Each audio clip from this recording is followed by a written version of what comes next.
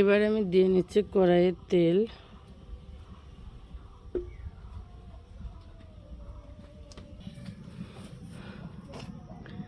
এবার আমি তেল গরম হয়ে গেছে, দিয়ে দিব মাছ।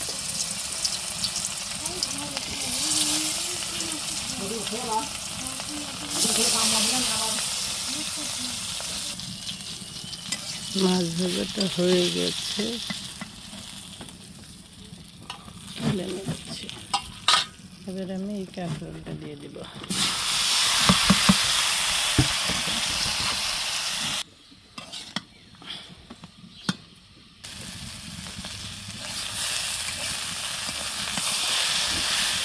ভাজিটা দেখো কত সুন্দর হয়েছে। এটা হচ্ছে কাঁকরোল ভাজি আর কাঁঠালের বিচি। আরও একটু ভাজতে হবে। এই তো আমার কাঁকরোল ভাজি শেষ। সবাই আমার ভিডিওটা দেখবেন, লাইক কমেন্টস করবেন, পাশে থাকবেন। Bye bye.